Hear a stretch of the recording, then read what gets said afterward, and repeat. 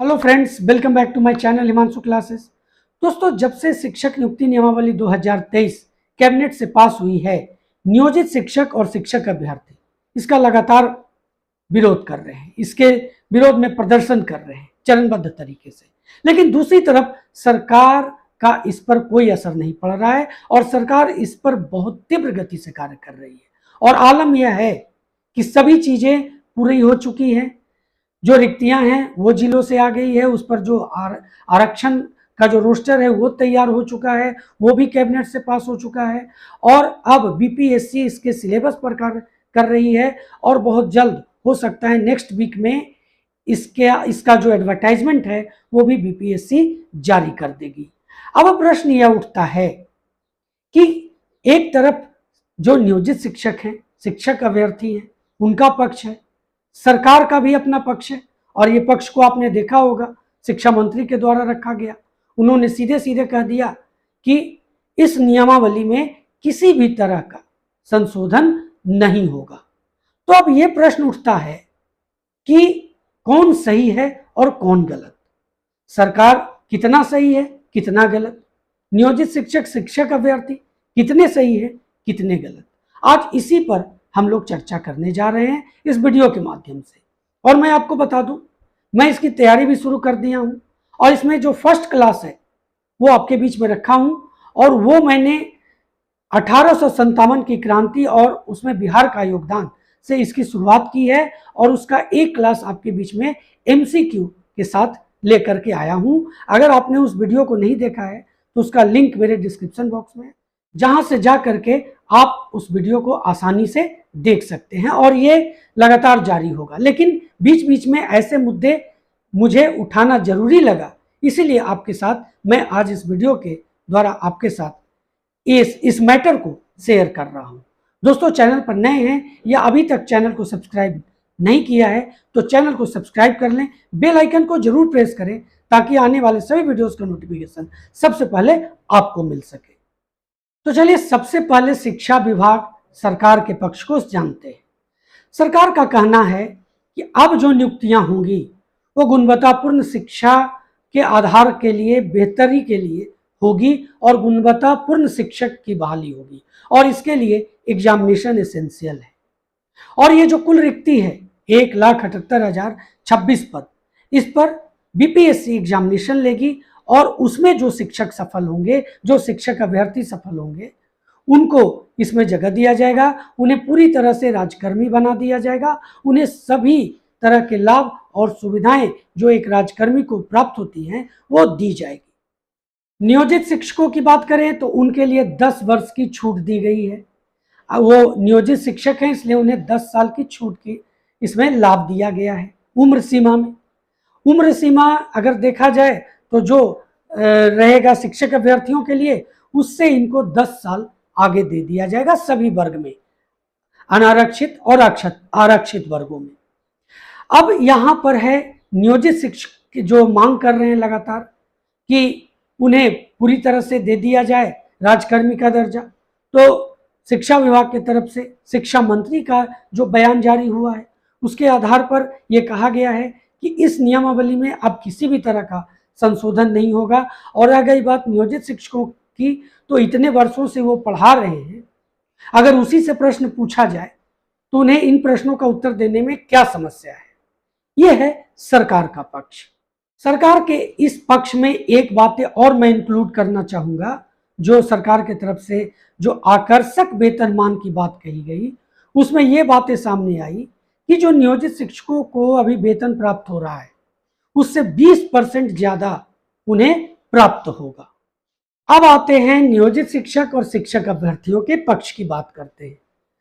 अगर बात करें नियोजित शिक्षकों की, तो नियोजित शिक्षक जो हैं वो कह रहे हैं कि वो इतने वर्षों से अपनी सेवा दे रहे हैं और इस सेवा देने के बाद उन्हें फिर से एक नए एग्जामिनेशन में झोंक दिया जाए, ये गलत है। साथ ही साथ उन्हें वेतन संरक्षण का लाभ नहीं मिल रहा है। जिस तरह से शिक्षा मंत्री ने 2 टूक शब्दों में कह दिया कि इस नियमावली में किसी भी तरह का संशोधन नहीं होगा, तो यह निश्चित है कि वेतन संरक्षण का लाभ उन्हें नहीं मिल रहा है। उन्हें ओपन एग्जामिनेशन में बैठना होगा और उसमें अगर वो सफल होते हैं तो एक नए सिरे से वो शिक्षक के पद पर काबिज होंगे।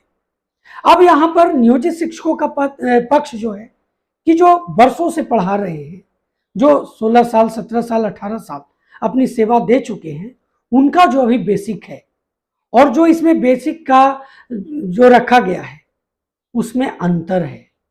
यानी अगर वो राजकर्मी के दर्जा प्राप्त करने के लिए इस एग्जामिनेशन को पास करते हैं और राजकर्मी के रूप में एक शिक्षक के पद पर आसीन होते हैं, तो अभी जो उनको वेतन प्राप्त हो रहा है उससे उन्हें कम वेतन प्राप्त होगा। अब देखिए 6 to 8 वाले जो शिक्षक हैं उनका भी पक्ष है कि मात्र 1745 सीट है और उस पर इन्हें एग्जामिनेशन में बैठना है, तो कितने लोगों को राजकर्मी का दर्जा मिलेगा? मात्र 1745।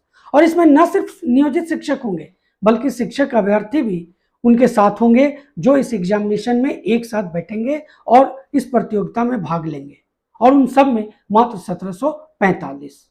कुछ लोगों का मत था कि नहीं, नियोजित शिक्षक जो होंगे वो अपने पद के लिए दे रहे हैं तो उसी पद के लिए उनका ये एग्जामिनेशन होगा, अगर वो असफल भी होते हैं तो इसी पर रह जाएंगे, बिल्कुल इस पर रहेंगे। लेकिन ये जो 1745 सीट है ये दोनों के लिए है, नियोजित शिक्षकों के लिए भी और शिक्षक अभ्यर्थियों के लिए भी, क्योंकि नियोजित शिक्षक का तो पद पहले ही सरकार ने कह दी है कि जैसे ही नियोजित शिक्षक अपने पद से रिटायर होंगे वो जो पद है नियोजित शिक्षक का वो डेड समझा जाएगा, मृत हो जाएगा। तो इस तरह से कहा जा सकता है कि पूरी तरह से नियोजित शिक्षकों के लिए भी यह एक ओपन एग्जाम है।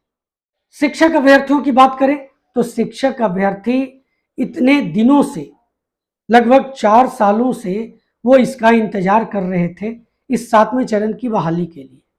अपने सर्टिफिकेट, अपने सभी तरह के, चाहे सीटेट हो या एस्टेट हो या टीटी हो, इन सब को पास करने के बाद वो तैयार थे कि अब उनकी नियुक्ति हो जाएगी। अब उसमें यह होता कि जो भी उसके अंतर्गत आते 1,78,026 पद के अंतर्गत वो उनका होता।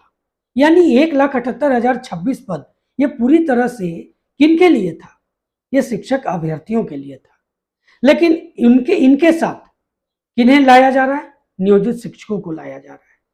यानी इस पद पर बड़ी संख्या में नियोजित शिक्षक भी सफल होंगे और कहीं ना कहीं ये जो उनका सीट था, जो उनका जिस पर अधिकार था, उस अधिकार से उन्हें वंचित किया जा रहा है। और इसी को लेकर के चाहे नियोजित शिक्षक हो या शिक्षक अभ्यर्थी हो, अपने अपने पक्ष रख करके इसका विरोध कर रहे हैं। लेकिन दूसरी तरफ सरकार पर इसका किसी भी तरह का असर नहीं पड़ रहा है और अगले 4 दिनों में इसका सिलेबस के साथ इसका विज्ञापन बीपीएससी जारी कर देगी।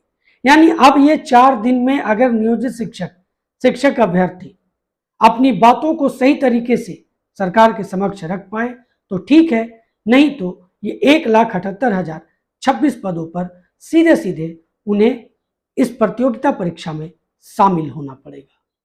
और अगर इन दोनों की संख्या को जोड़ लिया जाए तो लगभग 7 से 7.5 लाख हो जाती है और उसमें से मात्र चुने जाएंगे 1,78,026। अब जो बाकी असफल होंगे उसमें नियोजित शिक्षक भी होंगे, शिक्षक अभ्यर्थी भी होंगे। शिक्षक अभ्यर्थियों को अगले चरण का इंतजार करना पड़ेगा। नियोजित शिक्षकों को बहुत सारी समस्याएं होंगी।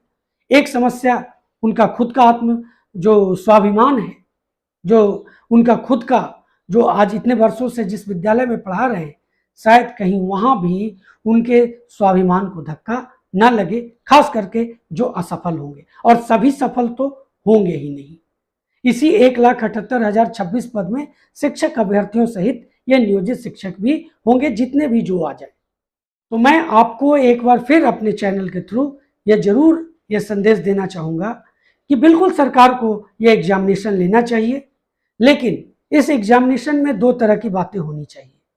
एक, या तो नियोजित शिक्षकों के लिए बिल्कुल अलग एग्जामिनेशन का आयोजन हो और शिक्षक अभ्यर्थियों के लिए अलग, और अगर नियोजित शिक्षकों को इसमें शामिल भी कर लिया जाता है तो उन्हें वेतन संरक्षण का लाभ जरूर मिलना चाहिए।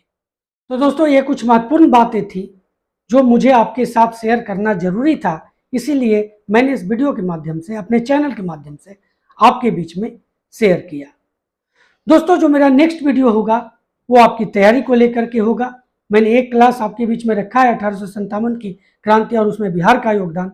आगे के क्लासेस भी मैं आपके साथ शेयर करने जा रहा हूं। तो दोस्तों, मिलते हैं अगले वीडियो में, तब तक के लिए जय हिंद।